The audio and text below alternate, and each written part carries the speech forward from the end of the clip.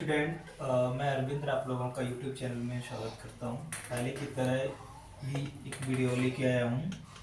यहाँ पर बहुत से लोगों को क्वेरीज हैं, बहुत सारे डाउट्स हैं, कमेंट भी आए हुए थे कि फॉर्मल और इनफॉर्मल लेटर होते क्या हैं। देखो, फॉर्मल का मतलब सीधी सी बात होती है कि फॉर्मल जो चीज़ हम फॉर्मली यूज करते हैं वो फॉर्मली हो जाते हैं। एक सीक्वेंस होता है, एक वे होता है जिसके थ्रू एक सिस्टम होता है, सिस्टम के अकॉर्डिंग हम जब चलते हैं तो फॉर्मल होता है। और इनफॉर्मल क्या होता है? इनफॉर्मल ये होता है कि कहीं भी रैंडमली कहीं भी किसी को भी, जब आपको किसी ऑफिस में बात करनी होगी तो आप रिस्पेक्टेड जो आपके सीनियर होंगे, टीचर होंगे, जो भी होंगे, तो आप उनसे फॉर्मली बात करेंगे। और जब इनफॉर्मली की बात करनी होगी तो जैसे भाई बहन, छोटे बड़े, या कोई आपका फ्रेंड है या कोई रिलेटिव है, तो आप इस तरह से जाके बात कर सकते हो, तो वो इनफॉर्मली हो जाता है। तो बस यही फॉर्मल इनफॉर्मल में डिफरेंस हो जाता है। हाँ, और एक चीज ये हो जाता है कि फॉर्मल वो चीज होती है जो हमारे कानून ने हमें दिया गया है।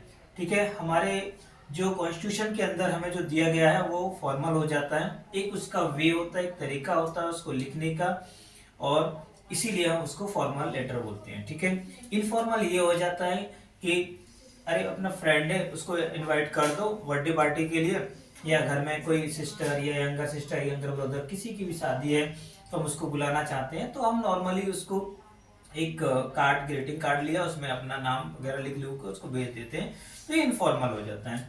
ठीक है, तो फॉर्मल लेटर्स का यूज हम जैसे किसी ऑर्गेनाइजेशन की बात करते हैं, किसी इंस्टीट्यूट की बात करते हैं, या किसी आप टाइम्स ऑफ इंडिया के एडिटर्स को भेजना है, तो इस तरह से हम ये चीजें होती, कोई कंप्लेंट करना है, सपोज दैट कि आप लिविंग इन द जो भी सिटी में, जो भी कॉलोनी में रह रहे हैं, उसके आसपास सराउंडेड, सपोज दैट कोई कचरे का एक्यूमुलेशन ऑफ गार्बेज, बहुत सारा कचरा पड़ा हुआ है। ठीक है, तो इस तरह के उसको हटवाना है। आप 3-4 बार जाके कंप्लेंट कर चुके हैं, म्यूनसिपल पार्टीज को अपने लिख लिख के बोल भी दिया, लेकिन नोबडी इज रिस्पॉन्सिव। ठीक है, तो आप चाहते हैं कि ऐसे इसको न्यूज़पेपर के एडिटर को भेज देते हैं, तो हो सकता है वो सबके लिए न्यूज निकाल दे, तो इस तरह से लोगों को लगे तो उसकी अवेयरनेस ज्यादा फैल जाए। तो इस तरह से हम लिख सकते हैं फॉर्मल लेटर्स के अंदर। तो उसका तरीका ये होता है, सिंपल सा वे होता है उसका। सबसे मेन चीज ये है कि लेफ्ट साइड में हम उसको राइट करते हैं। फॉर्मल लेटर का ये कंपलसरी है कि आपको लेफ्ट में राइट करना ही करना है, क्योंकि एक वे होता है। ठीक है, तो सबसे पहले जो भी सेंडर्स होता है उसका एड्रेस होता है। जैसे मेरे यहाँ पर कोई कचरे का ढेर है, तो मैं अगर राइट कर रहा हूँ लेटर, तो मेरा यहाँ पर एड्रेस आ जाएगा। जहां पर भी हम रह रहे हैं, दिल्ली के अंदर रह रहे हो तो दिल्ली का किस सिटी में रह रहे हैं, तो वहां का एड्रेस आ जाएगा। उसके बाद हम किस डेट में हम इसको राइट कर रहे हैं, तो हम ये डेट लिख देंगे वहां पर, जो भी डेट होगा। फिर उसके बाद जिसको हम भेज रहे हैं, रिसीवर्स एड्रेस हो जाता है। जो रिसीव करने वाला है तो उसका एड्रेस, जैसे टाइम्स ऑफ इंडिया को हम भेज रहे हैं, उसका एड्रेस है कनॉट प्लेस में, वो फलानी फलानी जगह पर रहता है, तो हमने वहां पर उसको रिसीवर्स एड्रेस लिख दिया। उसके बाद हम देखते हैं उसका सब्जेक्ट क्या है, एक्चुअली मेन पॉइंट क्या है, क्यों लिखना है हम, तो उसको सब्जेक्ट तो बताना पड़ेगा कि नो गार्बेज एंड पिकअप, या फिर अनहाइजीन सराउंडेड, इस तरह से हम लिख सकते हैं, तो वो हम सब्जेक्ट के अंदर लिख देते हैं। फिर उसके बाद एक सैल्यूटेशन आ जाता है। सैल्यूटेशन के अंदर जो भी है, सीनियर है, रिस्पेक्टेड है, क्योंकि आप किसी इंस्टीट्यूट ऑर्गेनाइजेशन में जा रहे हैं, तो सर या मैम जो भी, अगर आपको पता है कि नॉन पर्सन है, तो आप मान लो फीमेल है तो आप मैम करके लिख सकते हैं, मेल है तो आप उसको और मेल करके लिख सकते हैं, मेल और फीमेल ये आपको पता है। तो अदरवाइज नहीं पता, अननोन है, तो सर या मैम दोनों लगा के लिख सकते हो। उसके बाद में हम रिस्पेक्टेड सर मैम लिख के यहाँ से I like to say that and your I am my name is this और I am living in this place from 10 या 12 इयर्स। तो उसके बाद से आप अपना रीजंस देंगे, जो भी देंगे, पैराग्राफ बना के पूरा लेटर बॉडी को राइट कर देंगे।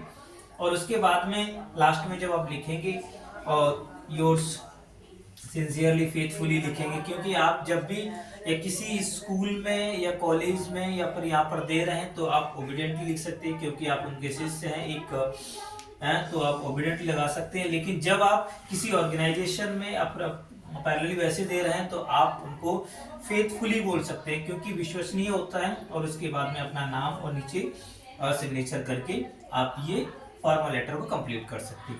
अब नेक्स्ट बात करेंगे हम इनफॉर्मल लेटर। इनफॉर्मल लेटर में ऐसा कुछ वे नहीं होता है कि आपको लेफ्ट में लिखना है राइट में लिखना है, लेकिन हमारी आदत क्या होती है कि हम कोई काम को प्रोसीजर से करते हैं तो हमारा आदत हो जाती है लेफ्ट में।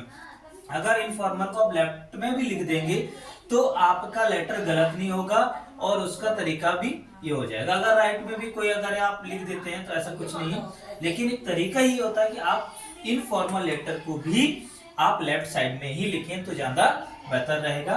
और आपके एग्जामों में अधिकतर जो होता है फॉर्मल लेटर ही पूछा जाता है, इनफॉर्मल लेटर बहुत ही रेयर केस होते हैं तो आता है, अदरवाइज नहीं आता है। ठीक है, तो ये तो फॉर्मल और इनफॉर्मल में डिफरेंस हो गया। तो टाइप्स भी बोलते हैं कि how many types of letter, तो यहाँ पर देयर आर 2 टाइप्स होते हैं, एक फॉर्मल हो जाता है और एक इनफॉर्मल लेटर। तो हमने आपको फॉर्मल और इनफॉर्मल दोनों के बारे में बता दिया है। तो आप इसको अच्छी से लिख सकते हैं क्योंकि 5 नंबर का आपका आता है, चाहे बीसी स्टूडेंट हो या 12th वाले स्टूडेंट हो, तो इस तरह से 5 या 10 नंबर से हर किसी के लिए ये लेटर आता है। ठीक है, तो हर एग्जाम में अपने अपने हिसाब से मार्किंग होती है इसकी, किसी एग्जाम में 5 का आता है, किसी के 10 का भी आता है, तो ऐसा कुछ नहीं है, लेकिन ये आता कंपलसरी है। ठीक है, तो मेरा ये कहना है सभी स्टूडेंटों से आप इस तरह से टॉपिक निकाल के अपने से वे में, क्योंकि इंग्लिश पढ़ना लिखना तो अधिक सबको आता ही है, तो एक वे ऑफ तरीके से लिख के आप इसको लिख सकते हैं, जिससे कि आप इसमें जो भी मार्क्स आपको मिलेंगे वो आप ले सकते हो। तो आप मेरे चैनल्स को इस तरह से सब्सक्राइब एंड लाइक करते रहें, जिससे कि हम और भी इस तरह की वीडियो आपको, अगर और कुछ समझ में ना आए, कोई डाउट्स और कमेंट्स हो तो आप मुझे दे सकते हैं, और भी हम इस तरह से वीडियो लेके आएंगे। Okay, thank you so much.